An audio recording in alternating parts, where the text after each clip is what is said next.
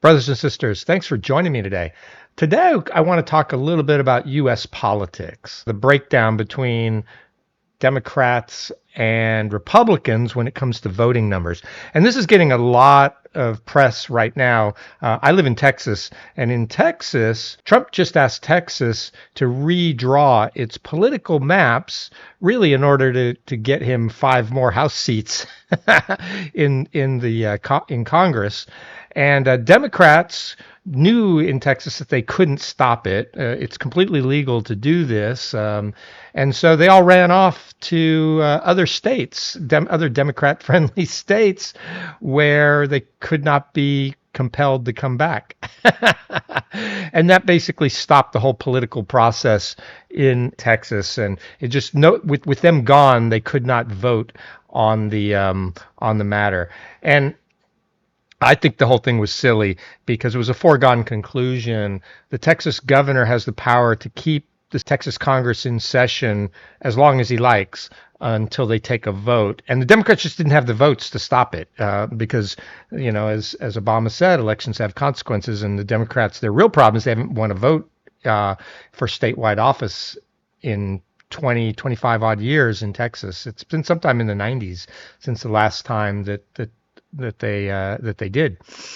And so with that, I came across this story that's really related. Now it's in Town Hall, townhall.com, and I'll link the story in so you guys can read the whole thing if you want. But it originally surfaced, I think, Monday out of the New York Times. So I think this is based on a New York Times story. And normally I would go to that, but I don't have a subscription to New York Times. So I'm just going to go to this one in Town Hall. So this is going to be a mix of the New York Times story, plus this writer Dimitri Bolt is going to be, putting his spin on it, right? So let's see what this has to say. Democrats are hemorrhaging voters across the map. Okay. And again, that redistricting in Texas is not going to help them. According to the New York Times analysis of voter registration data, Democrats are losing voters by significant margins as Republicans are becoming increasingly popular. This trend is occurring across blue states, red states, and battleground states. Yeah, all the polls for all the talk that Democrats do about Trump being bad and all this kind of stuff. Honestly, the Democrats have lost touch with regular people. The unions are turning against them. White males are turning against them. Even Hispanics are starting to vote Republican in large numbers.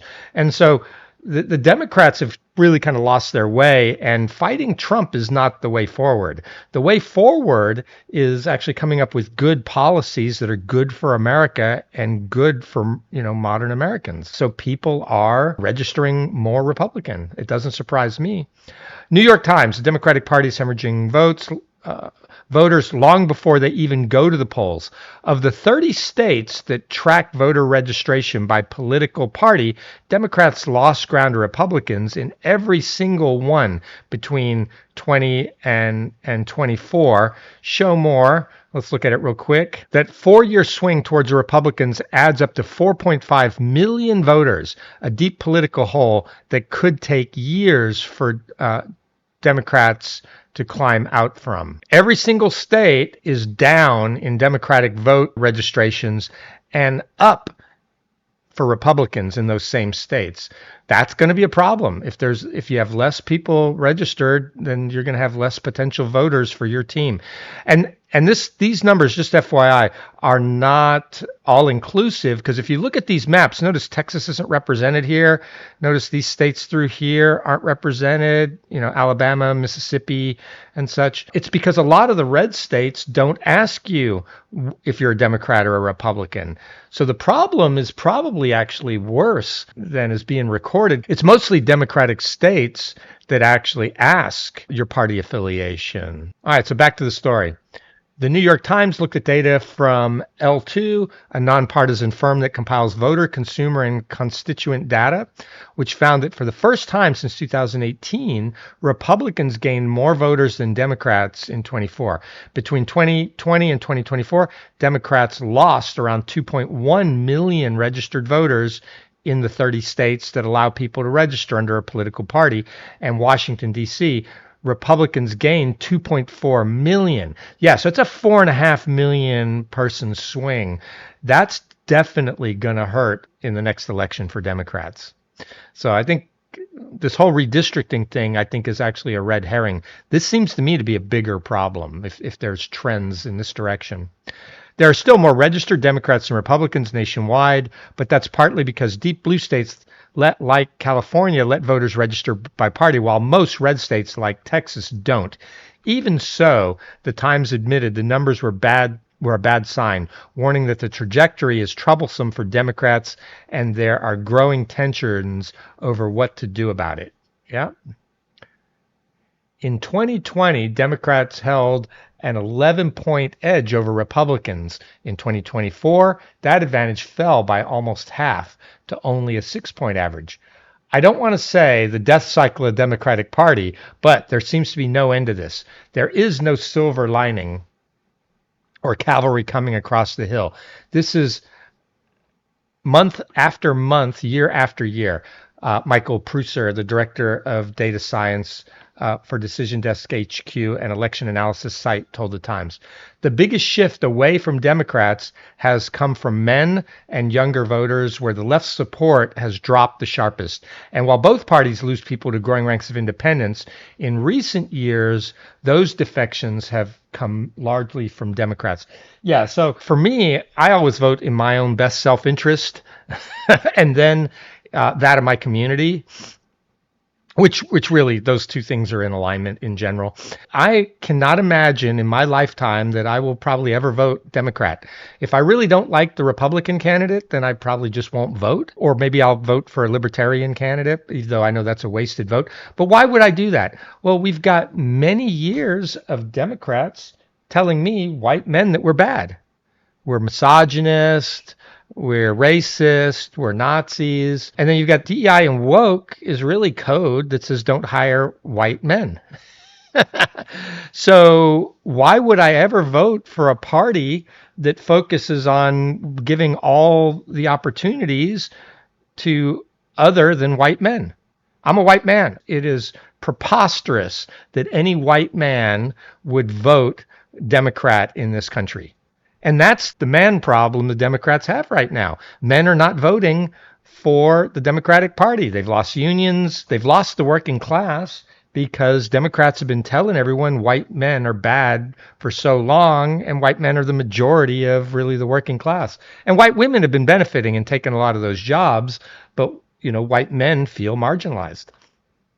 So again, I would never vote Democrat. There's nothing anyone could do probably to make me want to vote Democrat after the treatment I've had from Democrats over the last 20 odd years. Maria Cardona, a Democratic Party strategist and member of the Democratic National Committee, said Democrats fell asleep at the switch.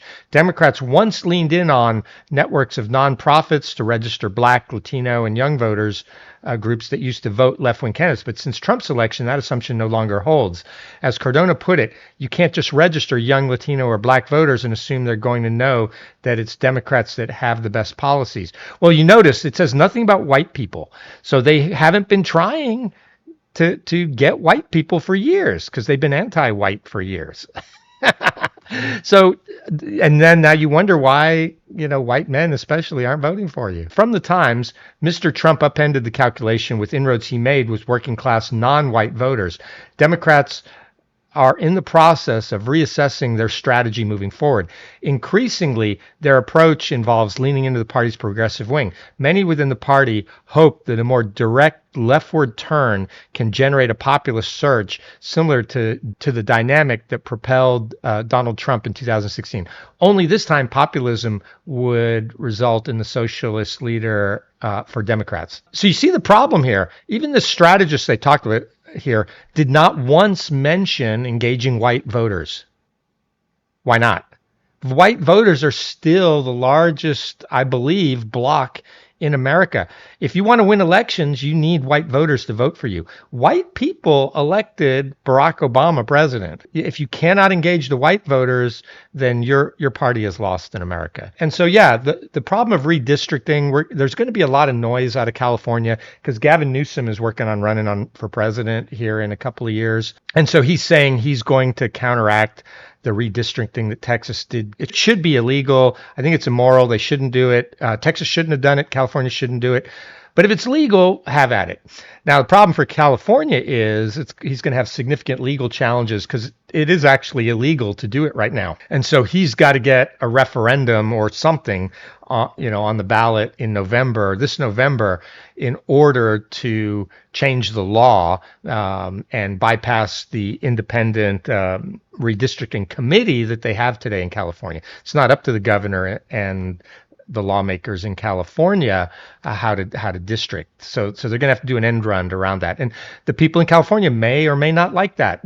We'll have to see. And then the true results will be at the ballot box in November 26 at the midterms.